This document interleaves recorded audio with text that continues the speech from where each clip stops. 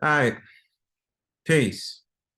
I was taking a look at these stories that happened this week featuring a so-called black man and a so-called black woman that's been involved in different scenarios where one has lost their life because of an altercation. Now, the story that happened in Mexico with the beloved Shaquille Robinson, rest in peace, died in the hands of a fist fight, or so that's been told. The narrative has been driven, however, that she had died from alcohol poisoning. But friends conclude that that story is actually not true. The autopsy reports claim that she had a severed neck and a broken spine. On the opposite end, with Christopher Darnell Jones, wind up being arrested for the shooting he initiated amongst three football players that lost their life. I'm going to be doing a full video explanation about my thoughts on it, about what do I see about these different things that's happening, because primarily these are the same stories with two different outcomes. And this is all rooted around bullying, right? Where one took an extreme approach and wind up going to jail and killing three others because he did not understand how to deal with things on a conflict resolution case, right? The other one, Shaquille Robinson, was a victim, it seems like, when it came to the altercation she had with a friend. Now, to go more into this story, the thing that I'm not understanding, and I think the things that I think is pretty much foolish with certain content creators on these YouTube streets, is that they're trying to invoke this nonsense gender war into talking about quote unquote accountability. That not much so-called black women is touching on this story and what could have been done differently with the so-called black woman that harmed another so-called black woman, that case her dying. And then the others that's out there talking about this is a typical case about the so-called black man killing other so-called black men by hands of gunfire.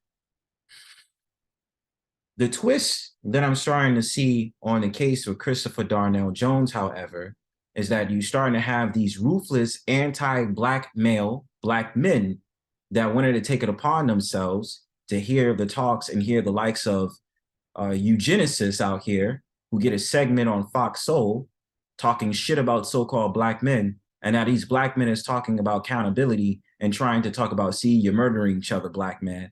This is what these anti-black men is doing, right?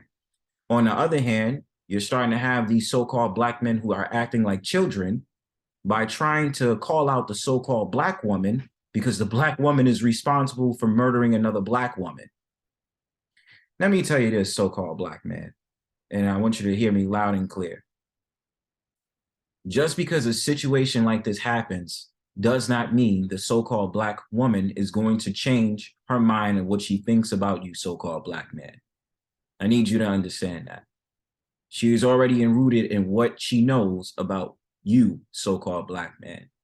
So these stories that's coming out here, you know, for them to try to switch the conversation and place blame on one another is not effective. And I'll say it like this before I go.